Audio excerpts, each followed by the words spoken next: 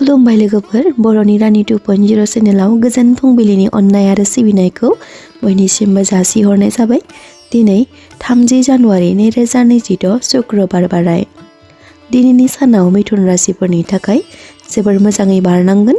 नोंथांमोना दिनैनि सानसेयारि फानजामुथि भिडिअखौ नायनो गोसो दंब्ला जोबजासिम नायलांजोबबानो जाबाय।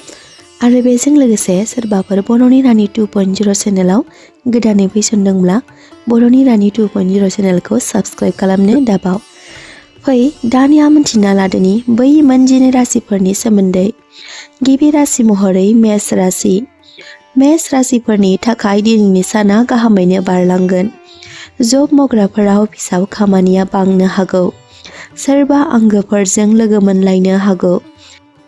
बिमाफोरा गावनि गथ'फोरनो माबा मोनसे जाग्रा मुवा संना जाहोनो हागौ। बैसो जानाय सुबुंफोरनि सावस्रि फारसे सांग्रां जानाया मोजां। जिउनि लोगोनिफ्राय माबा मोनसे अनथोब मोननो हागोन। सावस्रि बिथिङाव गुसु बोथोरनि थाखाय सांग्रां जानाया मोजां। मेष राशिफोरनि दिनैनि खाफाल गोनां अनजिमाया जादों 9 आरो खाफाल गोनां गाबा जादों गुफुर। वृषभ राशि।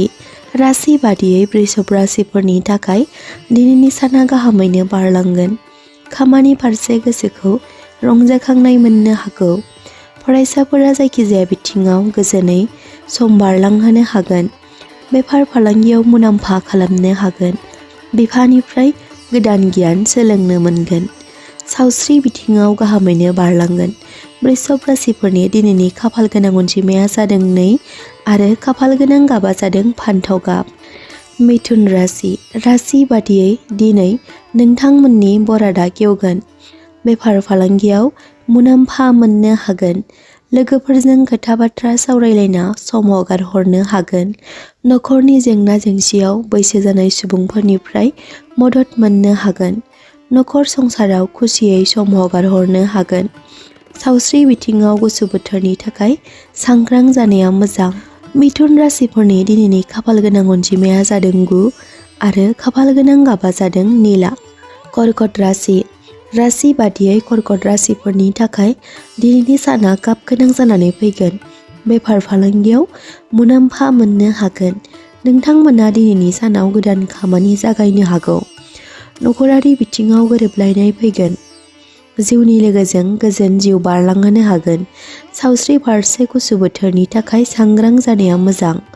कर्कट राशिफोरनि दिनैनि खाफाल गोनां अनजिमाया जादों 4 आरो खाफाल गोनां गाबा जादों सना गाब। सिंह राशि।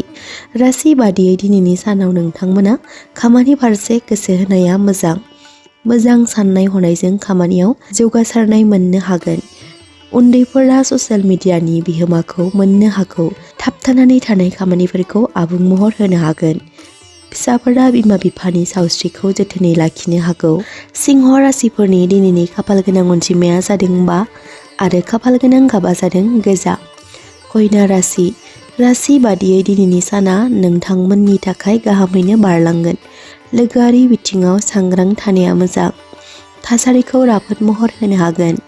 बिफानि मदद मोननो हागोन। लाइमोनफोरा बहाबा बेरायग्लांनो थांनो हागौ। सावस्रि बिथिङाव गुसु बोथोरनि थाखाय सांग्रां जानाया मोजां। कन्या राशिफोरनि दिनैनि खाफाल गोनां अनजिमाया जादों 4 आरो खाफाल गोनां गाबा जादों गलाब। वृश्चिक राशि।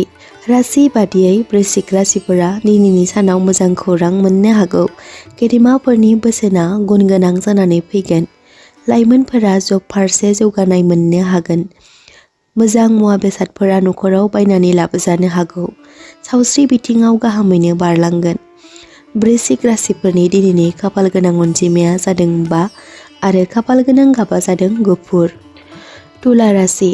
राशि बादियै दिनैनि सानाव तुला राशिफोरनि थाखाय मोजाङैनो बारलांगोन। सिगां मावनानै दोनजानाय फिसा फिसौ खामानिफोरावबो जौगासारनाय मोननो हागोन। अफिसफोराव गोसो होनाया मोजां। सावस्रि बिथिङाव गुसु बोथोरनि थाखाय सांग्रां जानाया मोजां। तुला राशिफोरनि दिनैनि खाफाल गोनां अनजिमाया जादों 1 आरो खाफाल गोनां गाबा जादों निला। धनु राशि। राशि बादियै दिनैनि साना गाहामैनो बारलांगोन। केरियार फारसे जौगासारनाय मोननो हागोन। गथ' गथायनि गेजेरजों जाफुंसारनाय मोननो हागोन। जिउनि लोगोजों मोजां सम हगारहरनो हागौ। सावस्रिया गोग्गोयै बारलांगोन। मोजां मोनलायनायफोरनि थाखाय मोजां सान। धनु राशिफोरनि खाफाल गोनां अनजिमाया जादों 2 आरो खाफाल गोनां गाबा जादों फान्थाव गाब। मकर राशि। राशि बादियै मकर राशिफोरा जौगासारनाय मोननो हागोन। नखरारि बिथिङाव गुसु मेलेमजों साननाया मोजां। बिदा फंबायजों हेफाजाब होलायगोन। समाजाव मोजां खामानिनि थाखाय सिनायजानो हागौ। फरायसाफोरा सिनियरफोरनि हेफाजाब मोननो हागोन। जायखिजाया खामानि बिथिङाव गोसो होनाया मोजां।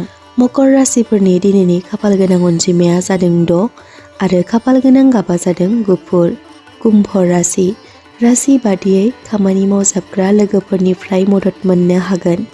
गोनांथि खामानिफोरखौ आबुं महर होनो हागोन। बिफानि बिबानखौ मोजाङै मावलांगोन। बेफार फालांगियाव मुलाम्फा खालामनो हागोन।